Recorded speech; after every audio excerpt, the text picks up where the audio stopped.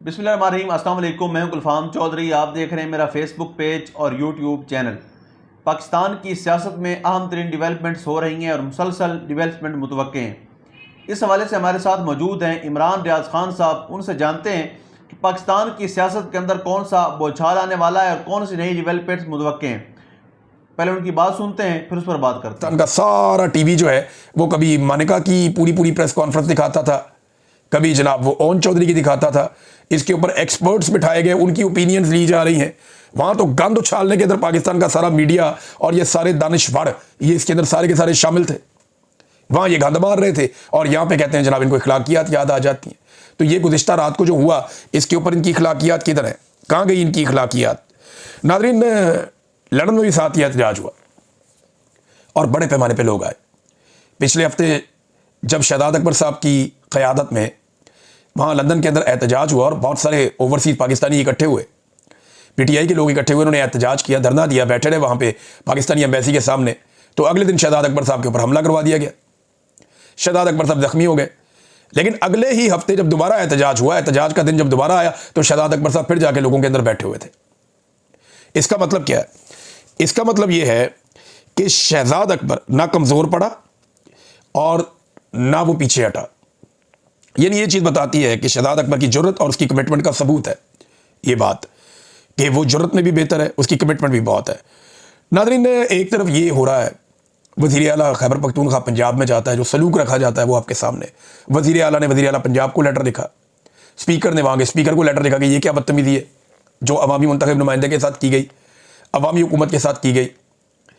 और दूसरी तरफ एक सूबे की वज़ीर आला एयरफोर्स के तैयारे के अंदर बैठ के खसूसी परवाज़ में अपने वालिद को लेकर अपने बेटे की शादी के मुबैना तौर पे कार्ड बांटती फिर रही है दुबई में। साफियों का यह कहना है कि वो अली डार के घर में रहती है, वहाँ पे जाके इसहाक डार के बेटे, वहाँ पे उनका क़याम है और वो कार्ड बांट रहे हैं, लोगों को मिलकर न्योता दे रहे हैं अपने बेटे जुनैद सफदर की दूसरी शादी का। पहली शादी जुनैद सफदर साहब की हुई थी कतर में और वो शादी नाकाम हो गई।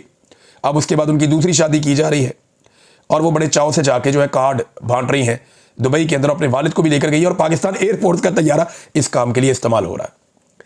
पाकिस्तान एयरफोर्स की खसूसी परवाज़, खसूसी तैयारा वो जुनैद सफदर की शादी के कार्ड बांटने में लगा हुआ है। अंदाज़ा करें नाज़रीन क्या सूरत हाल है। गरीब आदमी के लिए कानून ये है कि 10 बजे के 2 मिनट हो गए ना तो हम आपके हॉल की लाइटें बंद कर देंगे, आपको जुर्माने कर देंगे। गरीब आदमी के ऊपर एक के बाद एक पाबंदी, एक के बाद एक पाबंदी। हुक्मरानों के बच्चे की शादी है तो कार्ड बांटने एयरफोर्स 1 का तैयारा जाएगा, खसूसी तैयारा जाएगा। ये जनाब पाकिस्तान के हालात है और ये पाकिस्तान का मीडिया रिपोर्ट कर रहा है, पाकिस्तान के अंदर बैठ के रिपोर्ट कर रहा है। अब आ जाए नाज़रीन, कतर की और सऊदी अरब की जो एक प्रॉब्लम चल रही है, ये एक्चुअली है क्या? ये मेरा एक पुराना टॉपिक भी है और इसके ऊपर हम काफ़ी काम करते रहे हैं माजी में, तो ये हम बेहतर अंदाज में समझ सकते हैं। थोड़ा सा टाइम आपको देना पड़ेगा। ये पूरा कन्फ्लिक्ट मैं आपके सामने निकाल कर रख देता हूं कि एक्चुअली वहां हो क्या रहा है। सबसे पहले आप एक नक्शा देखें। ये जो नक्शा नंबर 1 है ना, इसमें आपको नजर आएगा नीचे रेड कलर का एक कंट्री है छोटा सा, इसको कहते हैं जिबूती, और ऊपर आपको यमन नजर आएगा जो ब्राउन कलर का है। ये जिबूती और यमन के बीच में एक तीर का निशान आपको नजर आ रहा है। ये यहां से पानी गुजर के अंदर जा रहा है। ये जो पानी अंदर दाखिल होता है इस एरिया को कहते हैं रेड सी। ये सामने वाली साइड पे नीचे पाकिस्तान है, ये खुला समंदर है और ये समंदर दाखिल हो जाता है अफ्रीका और गल्फ के बीच में। एक तरफ गल्फ ममालिक है, एक तरफ अफ्रीका है, उनके बीच में ये समंदर दाखिल हो रहा है। यहां पे इस समंदर को कहते हैं बहीरा अहमर या इसे कहते हैं रेड सी। रेड सी आप याद रखें, आसान है। ये रेड सी का इलाका है, एक तरफ जिबूती है, एक तरफ यमन है। अब सऊदी अरब और यूएई के अंदर प्रॉब्लम क्या है? यूएई जो है ना वो इसके ऊपर अपना कंट्रोल चाहता है इस एरिया पे। ऐसा लगता है कि उसका कोई एक्सपेंशन का ख्वाब है। यूएई की मुदाखलत अगर आप देखें तो इस वक्त सूडान में भी है, इसी समंदर में। अगर आप ऊपर जाए रेड सी में तो लेफ्ट साइड पे सूडान है, वहां पे भी उनकी काफ़ी इस वक्त दिलचस्पी है। ये जो सोमालिया है नीचे एक कंट्री है, इसी नक्शे में आपको नज़र आ रहा है, इसके अंदर एक नया मुल्क बना है, उसमें भी उनकी दिलचस्पी है। फिर ऊपर जो लीबिया है उसके अंदर जो हफ्तार ग्रुप है उसके अंदर भी उनकी सपोर्ट और उनकी दिलचस्पी है यूएई की, और यमन के अंदर भी यूएई की दिलचस्पी है। सऊदी अरब ये चाहता है कि सारा का सारा यमन इकट्ठा रहे एक कंट्री की तरह और वो एक मरकजियत हो, उसके अंदर वो मुल्क कंट्रोल किया जाए, यमन की बाकायदा एक हुकूमत होनी चाहिए। उनका फार्मूला यह है कि बागियों को शिकस्त देकर यमन पूरे का पूरा कंट्रोल में रहे एक हुकूमत के। ये सऊदी अरब का फार्मूला है। जबकि यूएई जो है वो जोर लगा रहा था जनूबी यमन में चाहे वो एक अलहदा रियासत ही क्यों ना बन जाए। उनकी ज्यादा दिलचस्पी जनूबी यमन में थी, और जनूबी यमन वो इलाका है, जनूब का इलाका, जहां पे अदन है। ये जो अदन और जबूती है ये आमने सामने, और इनके बीच में से ये समंदर ऊपर की तरफ जा रहा है। तो अगर ये यहां पे अमारात का कोई एक ग्रुप या बागियों का एक ग्रुप, STC उसे कहते हैं उस ग्रुप को, अगर वो यहां पे अपनी एक अलग रियासत या अपनी एक अलग कंट्रोल वाला एरिया बना लेता, तो सामने वाली साइड पे और इधर वाली साइड पे कंट्रोल होने की वजह से यूएई इस रास्ते पे मुस्तकिल तौर पे अपना कंट्रोल हासिल करता या अपनी ताकत बढ़ा लेता। और इस रास्ते को कहते हैं बाबुल मंदब।